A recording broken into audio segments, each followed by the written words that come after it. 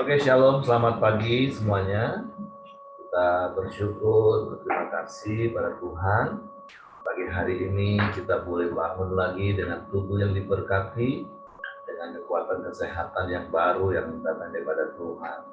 Kita bersyukur kita boleh memasuki minggu yang baru lagi, dan kita bersyukur senantiasa karena penyertaan Tuhan yang sempurna, yang Tuhan nyatakan dalam hidup kita. Pemeliharaannya yang ajaib yang terus kita nikmati sampai hari ini. Mari kita datang dengan hati bersyukur, kita datang dengan pujian penyembahan kepada Tuhan. Bapa, kami bersyukur, kami berterima kasih kepadamu pagi hari ini. Kami bersyukur buat kemurahan dan kebajikan-Mu yang terus menyertai hidup kami sampai pagi hari ini. Dan kami percaya untuk selama-lamanya kasih setia-Mu tak akan pernah berubah dalam hidup kami. Kami bersyukur, kami berterima kasih buat kebaikan-kebaikan yang terus Engkau nyatakan dalam hidup kami. Sungguh kami aman di dalam-Mu. Kami tenang di dekat-Mu, Tuhan. Sewaktu kami mau terus tinggal di dalam-Mu dan firman-Mu di dalam kami. Sebab Engkau Tuhan yang tidak akan pernah meninggalkan kami sedetik pun. Engkau yang selalu ada di sepanjang jalan hidup kami. Kami bersyukur kepada-Mu.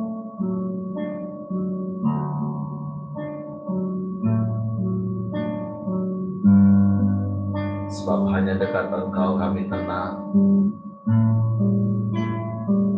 Sebab hanya di dalam Engkau kami aman.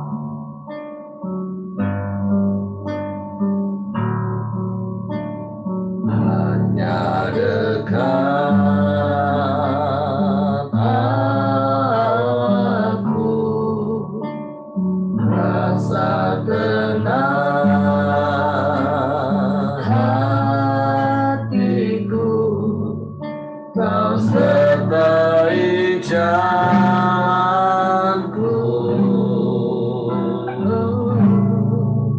sepanjang hidupku.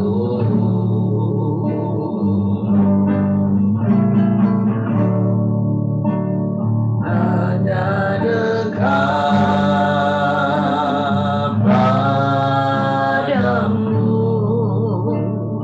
ada kekuatan baru. Kau perlindunganku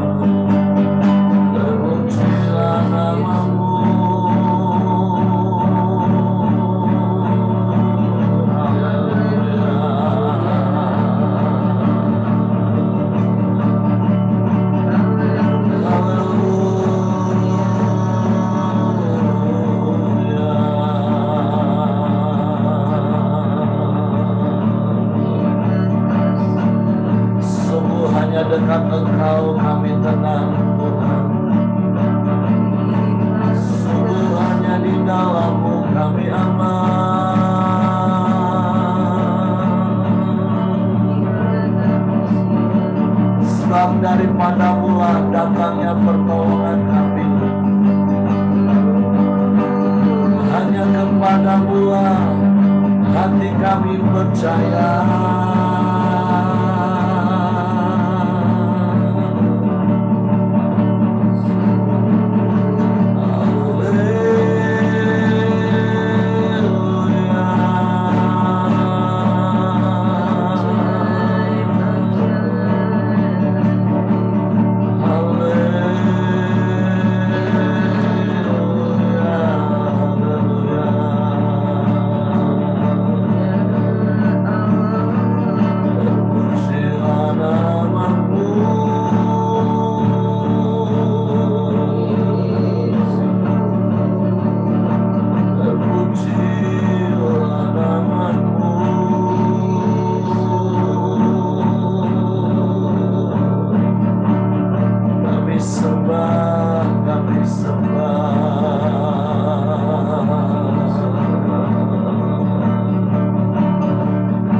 Hanya dekat Engkau hati kami tenang, sebab hanya di dalam Engkau kami aman. Di tengah badai sekalipun ada Engkau yang berkuasa, Engkau yang berdaulat atas segalanya.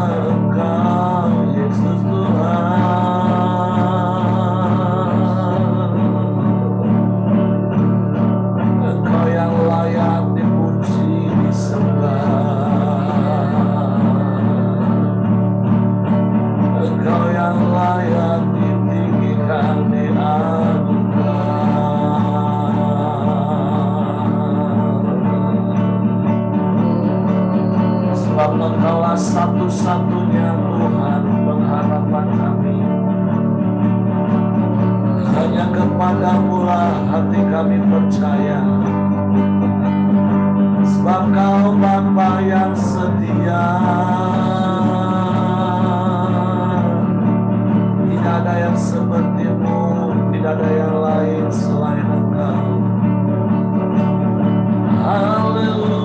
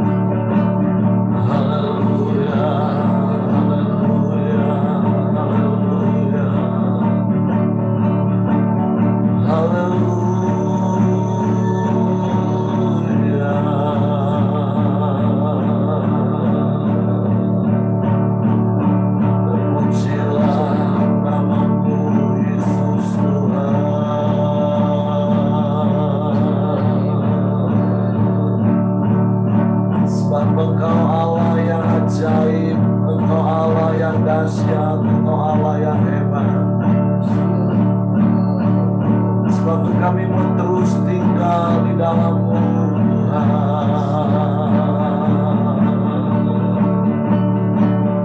di dalam kasih-Mu yang sempurna, kasih yang ajaib, kasih yang memberikan damai sejahtera dalam hidup kami, kasih yang terus mengalir dengan tiada habis-habisnya, kasih yang terus berlimpah-limpah dalam hidup kami. Kami bersyukur, kami bersyukur, kami bersyukur. Haleluya,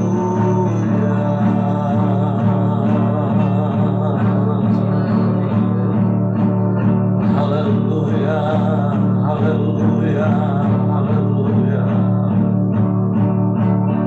haleluya.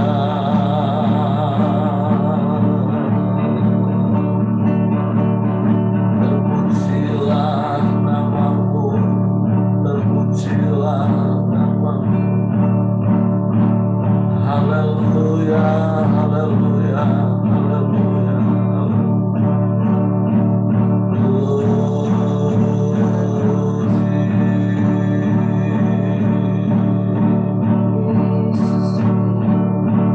haleluya,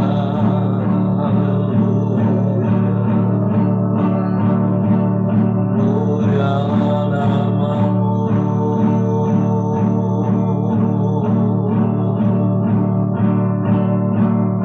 mulialah nama-Mu.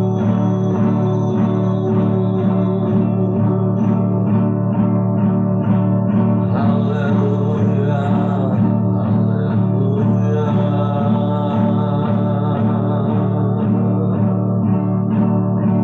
Syukur, syukur, syukur bagi-Mu.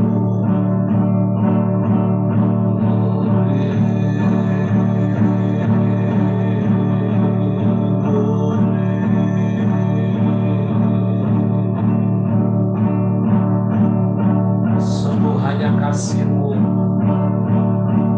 yang membuat hidup kami damai. Sebab itu kami mau terus tinggal di dalam kasih-Mu Tuhan, menikmati aliran-aliran kasih-Mu yang terus mengalir tiada henti dalam hidup kami. Biarlah kasih-Mu yang mengalir memenuhi hidup kami, memenuhi rumah tangga kami, sehingga kami mengalami damai sejahtera-Mu senantiasa dalam hidup kami. Haleluya.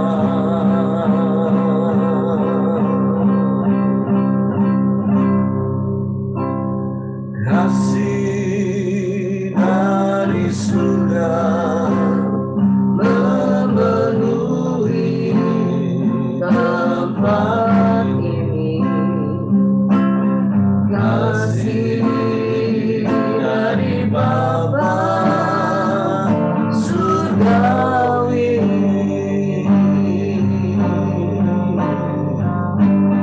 kasih dari Yesus mengalir di hatiku, membuat damai di hidupku. Sekali mari katakan kasih dari surga, kasih dari surga memenuhi tempat ini. Amin. Kasih dari Bapa surgawi,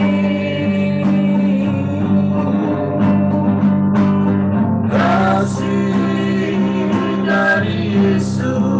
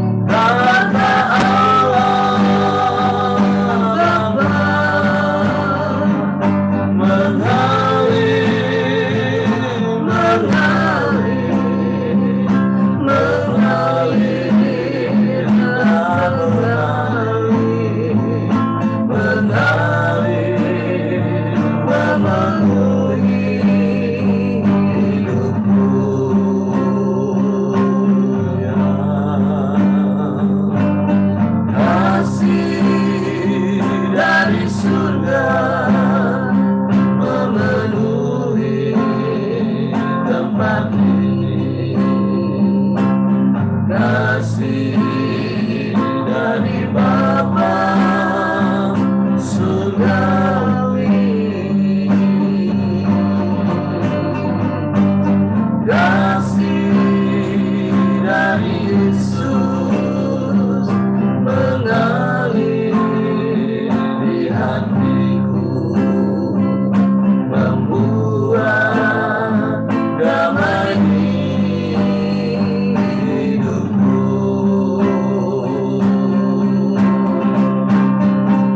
Mengalir kasih dari tempat tinggi, ya. Mengalir kasih dari tata Allah Bapa. Mengalir, mengalir, mengalir dan mengalir, mengalir memenuhi hidupku.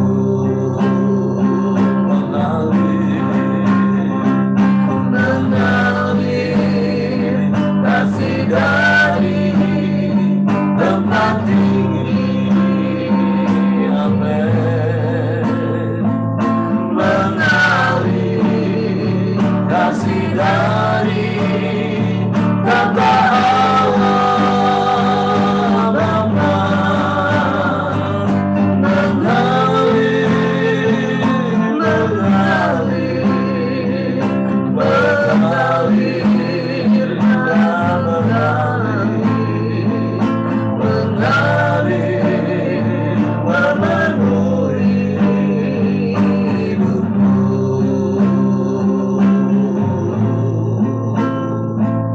Mengalir memenuhi hidupku,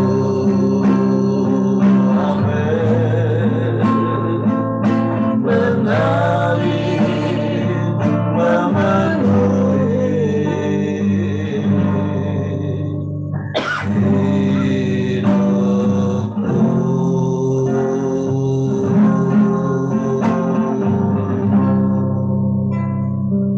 Sungguh biarlah hanya kasih-Mu yang memenuhi hidup kami, sehingga tidak ada lagi tempat untuk kebencian dan kemarahan ada dalam hati kami. Bahkan biarlah kasih-Mu berlimpah-limpah dalam hidup kami, mengalir memenuhi hidup kami, bahkan mengalir sampai dapat dirasakan dan dinikmati orang-orang di sekeliling kami. Mulai dari keluarga kami, bahkan sampai kepada semua orang yang bertemu dengan kami.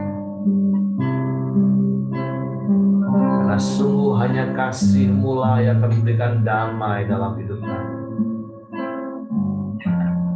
Kami menikmati hari-hari hidup kami, sebab kasih-Mu lebih dari cukup bagi kami, Tuhan.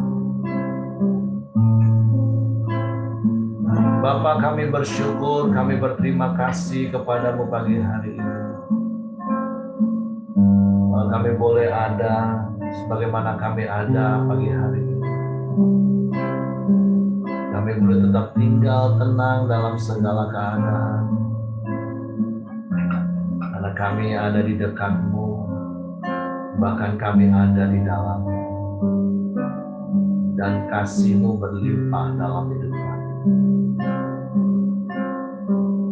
Bapa, kami bersyukur kepadamu pagi hari ini. Kalau kami boleh semakin hari juga boleh semakin mengasihi Engkau. Kami boleh setia sampai hari ini, mengutamakan Engkau di dalam setiap langkah hidup kami.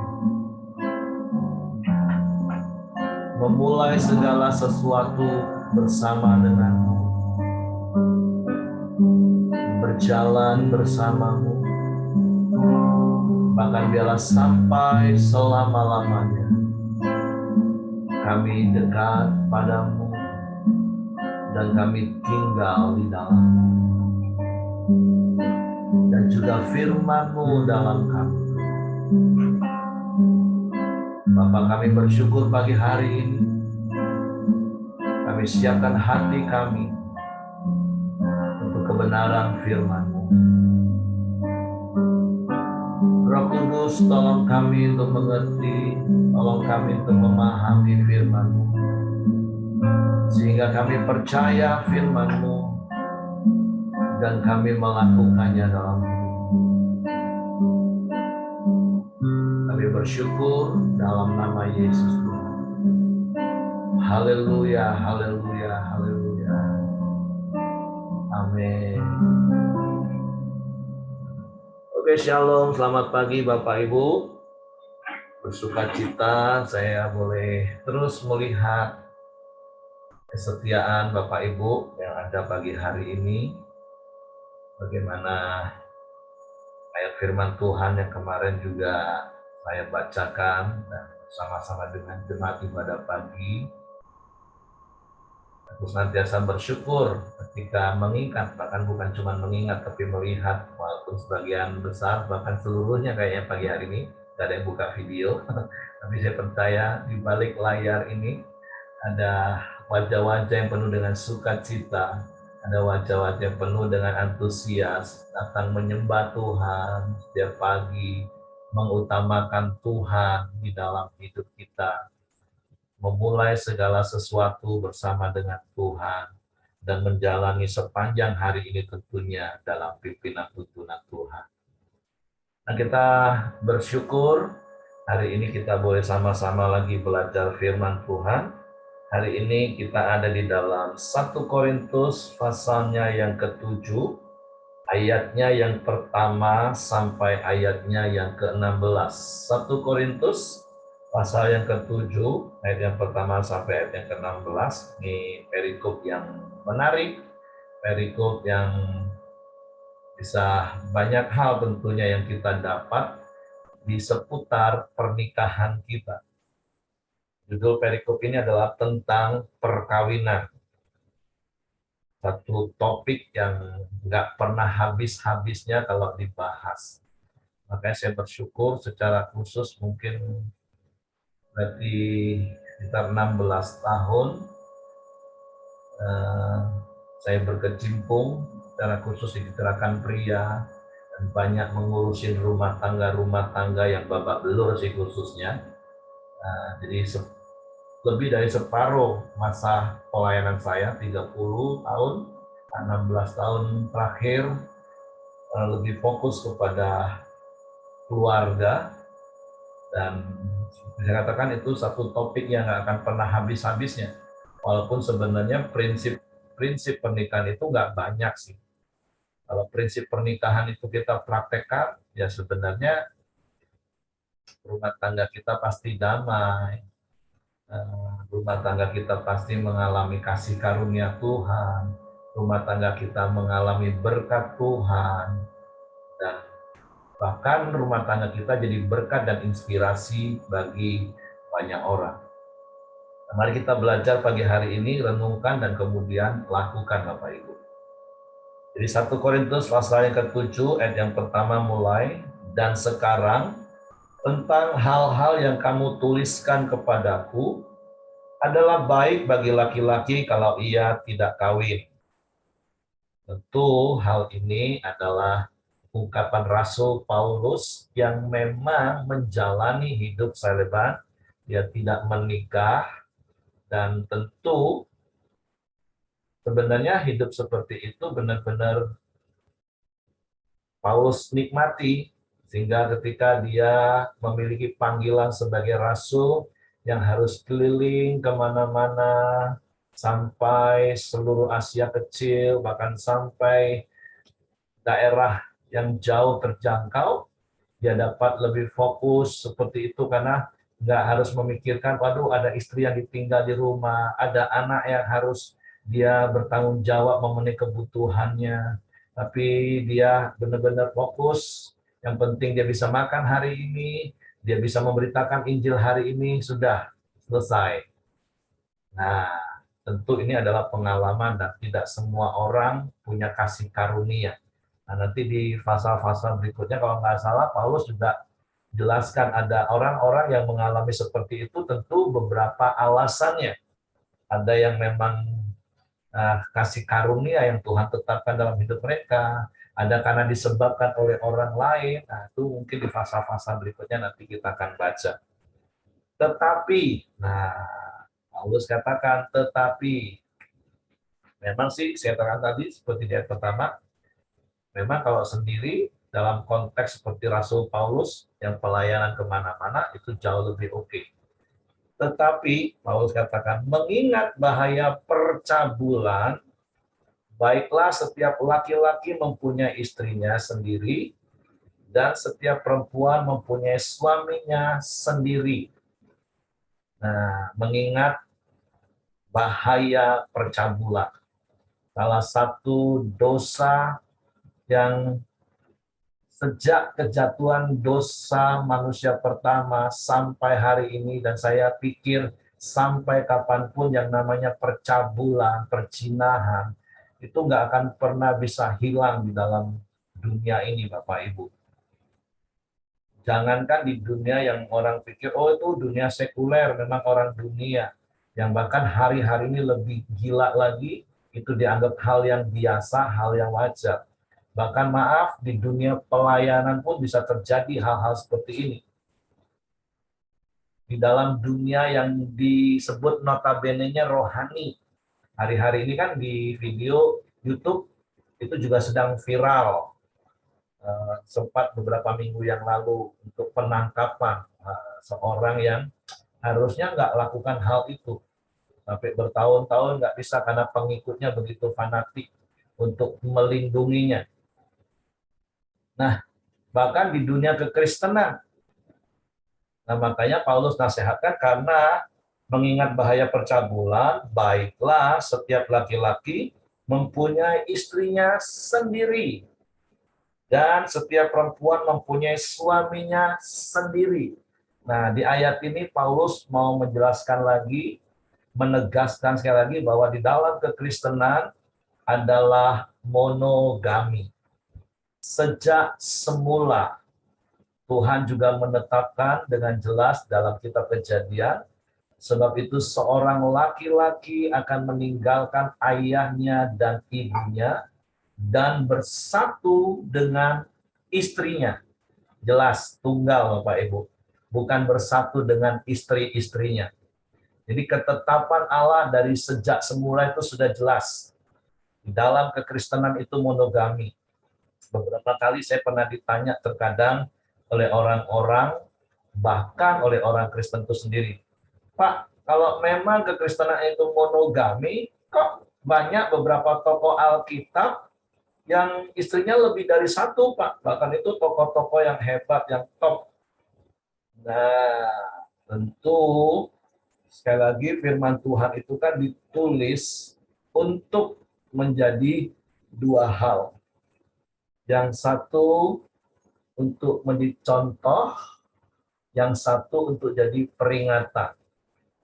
Apa yang baik kita contoh, yang tidak baik itu jadi peringatan untuk kita nggak lakukan, Bapak Ibu.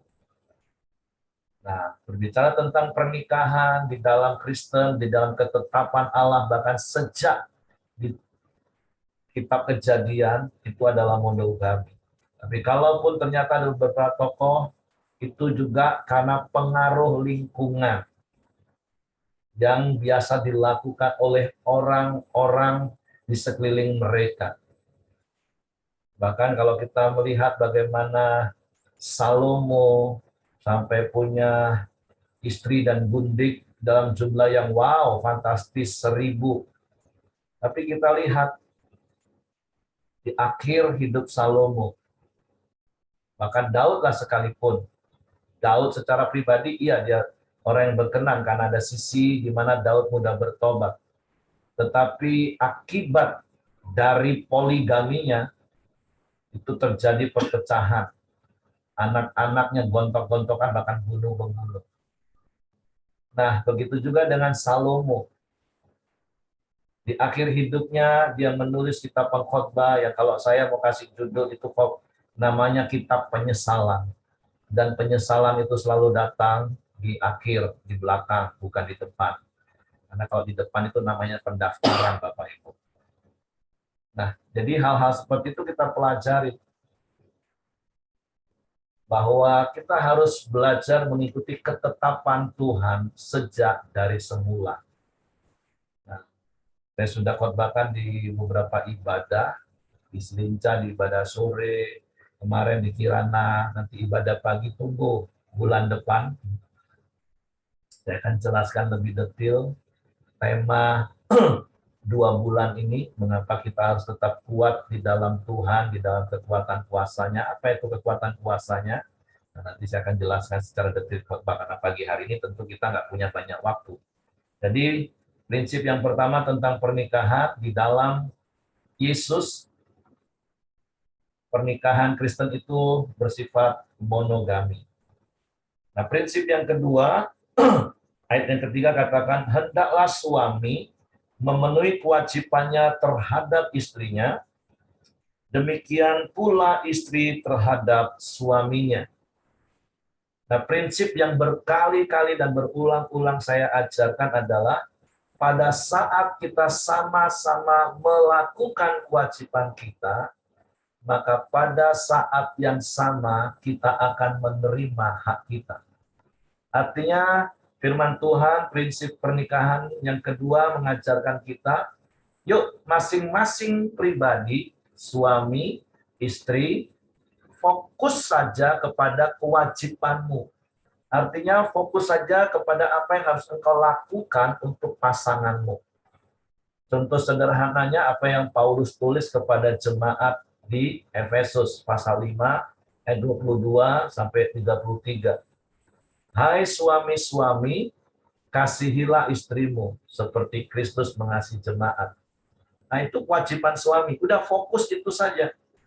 Karena di ayat 33 Paulus juga jelaskan, bagaimanapun juga berlakulah hal ini. Hai suami, kasihilah istri. Mau model seperti apapun istrimu, mau cerewetnya seperti apapun istrimu, hai suami-suami, kewajibanmu adalah mengasihi dia. Sebaliknya istri, kewajibanmu adalah, hai istri-istri, kata firman Tuhan, tunduklah kepada suamimu seperti jemaat kepada Kristus. Bagaimanapun juga, mau suamimu model seperti apa, suamimu tukang marahkah, mau bagaimanapun juga, fokus saja pada kewajibanmu. Tapi, saya mau katakan, seandainya Bapak, Ibu, suami, istri sama-sama fokus lakukan kewajiban, suami mengasihi istri, istri tunduk kepada suami. Wow, kalau prinsip ini dipraktekkan, aman rumah tangga Bapak, Ibu. Karena masing-masing engkau akan mendapatkan hakmu. Hak suami itu adalah dihormati, dihargai sebagai kepala keluarga. Ketika istri tunduk, berarti kan suaminya dapat penghormatan, dapat penghargaan. Hak istri itu adalah dikasihi, diayomi, dilindungi. Makanya ketika suaminya mengasihi istrinya, maka istrinya akan menerima hak itu. Makanya prinsip yang berulang-ulang saya katakan adalah pada saat kita sama-sama melakukan kewajiban kita, kita akan menerima hak kita. Jangan mau tertipu oleh iblis, Bapak Ibu, yang memutarbalikkan firman, menuntut hak. Nah, kalau kita saling menuntut, nggak akan pernah ketemu. Sayang sekali ada begitu banyak keluarga Kristen yang tertipu dengan tipu muslihat iblis. Nah, nanti soal tipu muslihat iblis juga saya akan jelaskan secara detail di khotbah saya bulan depan di ibadah satu. Kalau ibadah yang lain sudah dengar. Banyak keluarga kalau kamu konseling gini, gimana aku bisa mengasihi istriku lah Pak? Dia aja kurang ajar, nggak tunduk, nggak hormat sama aku. Sebaliknya terus istri ngomong, gimana aku juga bisa tunduk sama dia Pak? Dia kasar, dia nggak sayang sama aku. Nah, semua saling menuntut. Nah, yang kita lawan itu adalah tipu muslihat iblis, bukan orangnya Bapak Ibu. Itu itu ayat-ayat kita 2 bulan ini kan, Efesus pasal 6 ayat 10 mulai. Nah itu prinsip yang kedua. Yuk fokus saja lakukan kewajibanmu. Nggak usah menuntut hak kepada pasanganmu. Lakukan saja kewajibanmu. Kalau kau masing-masing lakukan, damailah rumah tanggamu. Nah, yang ketiga, ayat yang keempat. Istri tidak berkuasa atas tubuhnya sendiri, tetapi suaminya. Demikian pula suami tidak berkuasa atas tubuhnya sendiri, tetapi istrinya.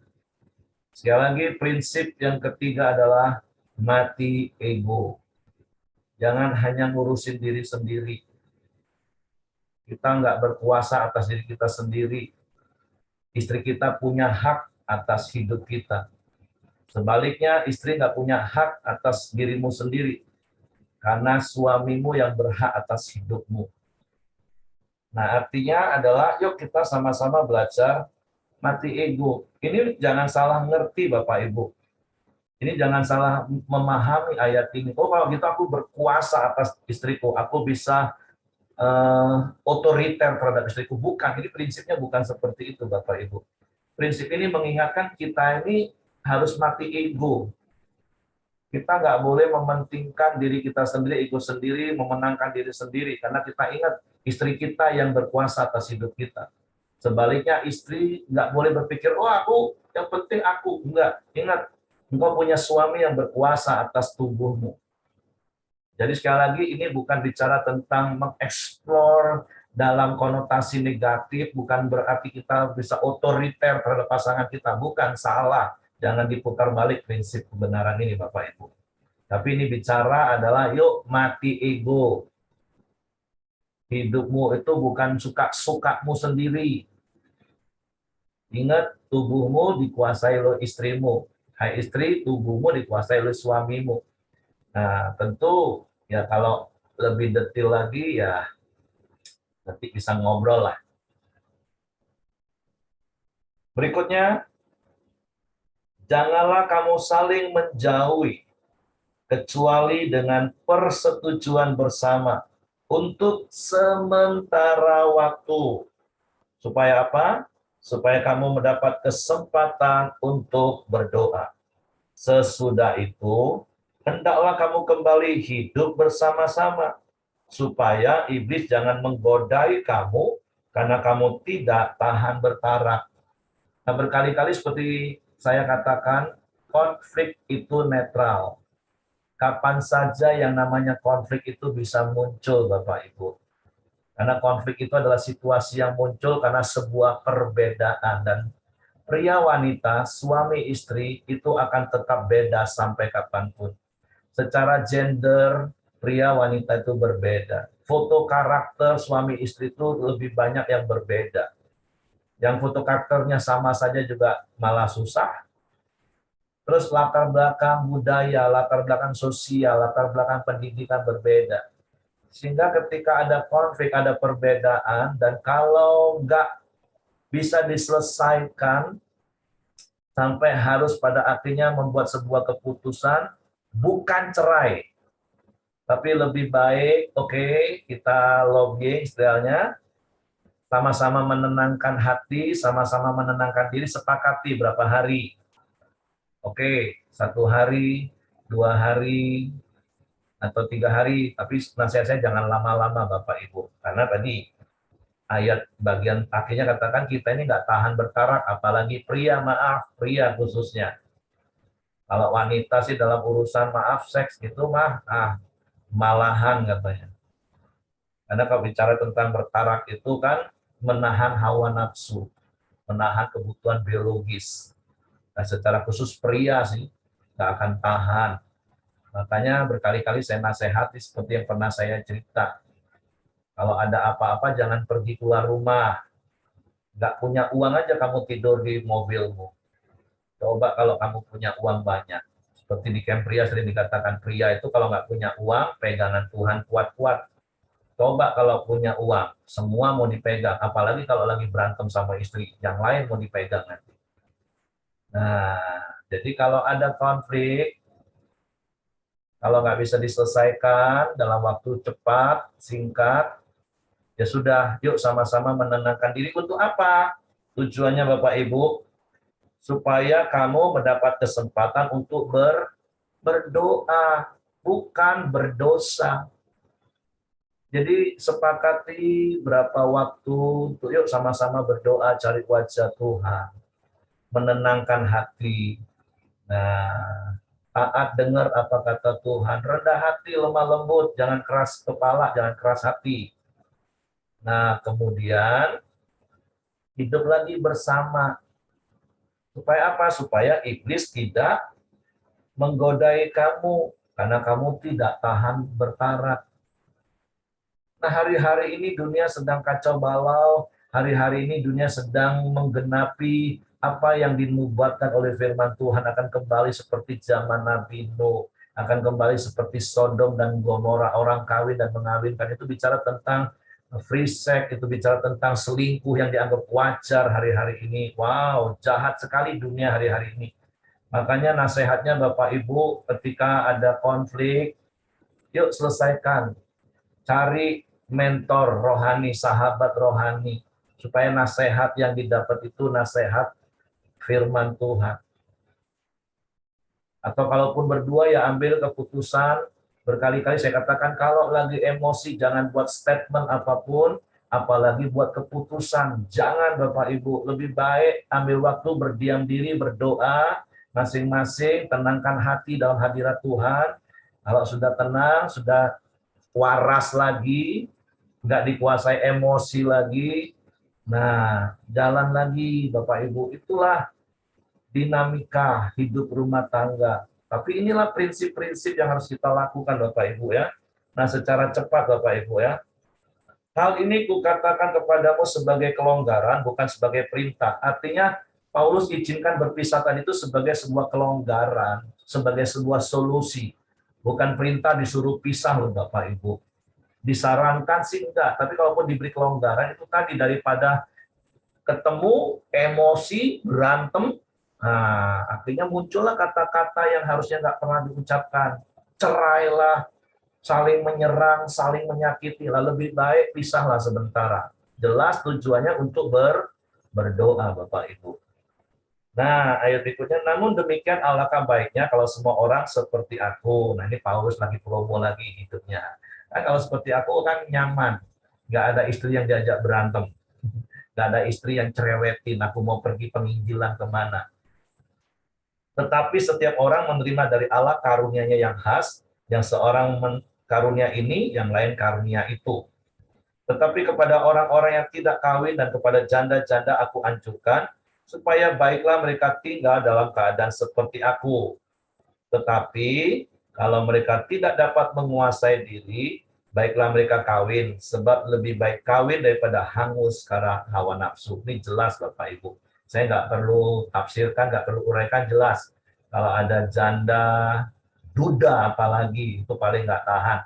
Jadi jangan dicemooh kalau ada duda yang ditinggal mati, atau janda yang ditinggal mati, terus nggak lama kemudian menikah lagi. Nggak usah dicemooh Bapak Ibu, itu jauh lebih baik daripada mereka jatuh karena hawa nafsu. Seperti itu ya Bapak Ibu ya. Apalagi pria sih, kalau wanita sih, janda saya lihat ada begitu banyak yang bisa bertahan sampai akhir. Tapi kalau pria, tolonglah jangan dipergunjingkan. Tanah makam istrinya saja belum kering, ya sudahlah Bapak Ibu, nggak usah digosipi, nggak usah asumsi. Wah jangan-jangan memang sebelum istri meninggal sudahlah Bapak Ibu, jangan menghakimi dan jangan pikiran kita diintimidasi dengan hal-hal yang tidak benar. Oke, berikutnya kepada orang-orang yang telah kawin, tidak, bukan aku, tetapi Tuhan perintahkan supaya seorang istri tidak boleh menceraikan suaminya. Dan jikalau ia bercerai, ia harus tetap hidup tanpa suami atau berdamai dengan suaminya, dan seorang suami tidak boleh menceraikan istrinya. Ini udah jelas. Nggak boleh cerai, nggak bisa cerai. Kalau cerai ya konsekuensinya tahulah. Cuma dua pilihannya, balik, damai, rujuk, atau ya bertahan seperti itu. Nah berikutnya Bapak Ibu, kepada orang-orang lain, aku bukan Tuhan, katakan, Kalau ada seorang saudara beristrikan seorang yang tidak beriman, dan perempuan itu mau hidup bersama-sama dengan dia, janganlah saudara itu menceraikan dia.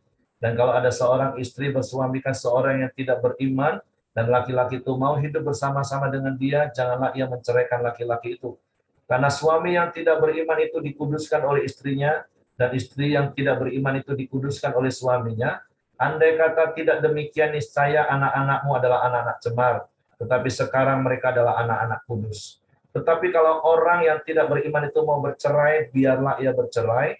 Dalam hal yang demikian, saudara atau saudari tidak terikat, tetapi Allah memanggil kamu untuk hidup dalam damai sejahtera.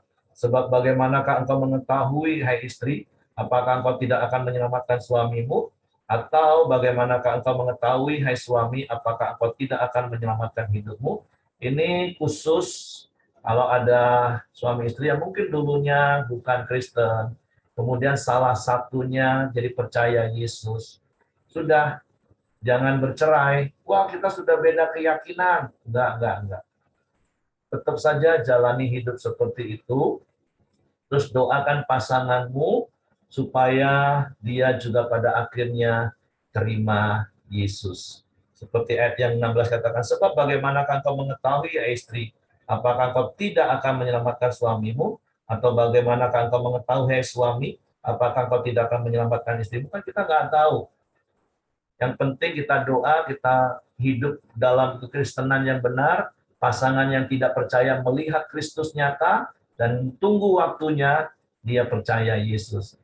Jadi jangan kalau satu pasangan sudah percaya Yesus, yang pasangannya belum, wah itu kalian udah nggak seiman, kalian sudah berbeda, terang dan gelap, nggak boleh bersatu, itu konteksnya berbeda Bapak Ibu. Jangan dicampur aduk. Nah, tapi kalau ada kasus seperti itu, ya sudah jalani, doakan pasanganmu, supaya satu titik, satu waktu, ada kairosnya Tuhan. Dia mengalami kasih karunia, dan dia diselamatkan. Oke, itu saja Bapak Ibu, karena memang itu saya katakan tadi, ini topik yang menarik, ada banyak prinsip-prinsip yang kita bisa belajar. Bapak Ibu nanti bisa baca ulang, Bapak Ibu bisa dengar lagi di channel YouTube. Apa yang saya kupas pagi hari ini menjadi pembelajaran kalau Bapak Ibu yang juga sering konseling keluarga-keluarga yang bermasalah, prinsip-prinsip itu boleh diajar Bapak Ibu ya. Oke, saya pikir itu saja karena waktunya sudah hampir jam 6 dan saya kalau tiap Senin pagi harus ada pelayanan lagi jam 7. Jadi selanjutnya saya serahkan kepada Hengki. Silakan Heng. Oke, terima kasih. Mari kita masuk dalam doa kita di pagi hari ini. Silakan Joni. Ya Mas, mari kita masuk dalam doa pagi kita hari ini. Bapak, kami bersyukur buat kebenaran firman-Mu di pagi hari ini Tuhan. Kami boleh belajar Tuhan terus dan diperlengkapi Tuhan. Supaya Tuhan, firman-Mu pagi hari ini, kami boleh membangun keluarga-keluarga ilahi Tuhan. Keluarga yang saling mengasihi Tuhan, saling membangun Tuhan, untuk supaya semua orang boleh melihat Tuhan, kami orang-orang yang mengenal Engkau, dan hidup kami boleh menjadi berkat bagi banyak orang Tuhan. Terima kasih Tuhan Yesus, Engkau juga berkati hamba-Mu Pak Heri yang sudah menyampaikan kebenaran firman-Mu. Engkau semakin pakai dan urapi dia Tuhan, sehingga setiap kehidupannya dia boleh menjadi berkat bagi banyak orang. Berkati keluarga, istri, anak-anaknya Tuhan.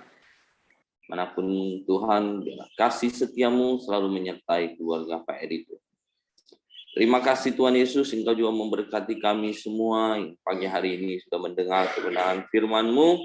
Untuk kami terus mempraktekkan kebenaran firman-Mu, sehingga banyak orang boleh melihat kemuliaan-Mu dalam setiap kehidupan kami Tuhan. Terima kasih Tuhan Yesus, Engkau memberkati setiap pekerjaan, usaha, apapun yang kami lakukan Tuhan. Tuhan, terima kasih juga pagi hari ini kami juga berdoa buat bangsa dan negara kami Indonesia. Tuhan, berikan damai sejahtera-Mu, berikan keamanan buat bangsa dan negara kami yang kami cintai ini Tuhan. Tuhan, terima kasih buat Indonesia Tuhan. Engkau juga berkati Tuhan para pemimpin kami, mulai dari Presiden, Pak Menteri dan stafnya Tuhan, para gubernur, bupati, dan wali kota Tuhan. Setiap jajarannya Tuhan yang Kau memberkati. Berikan mereka hikmat untuk memimpin bangsa kami yang besar ini Tuhan. Berikan mereka hikmat untuk mengatur, mengolah setiap aset, setiap hasil bumi dan hasil alam yang melimpah ini Tuhan. Supaya dipergunakan untuk kesejahteraan rakyat Indonesia Tuhan.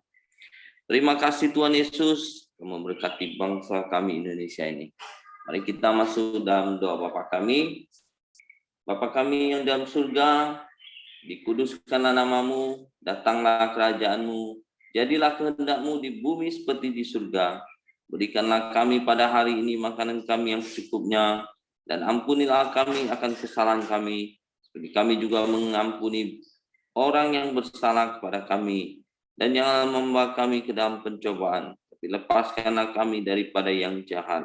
Karena Engkaulah yang mempunyai kerajaan dan kuasa dan kemuliaan sampai selama-lamanya. Amin.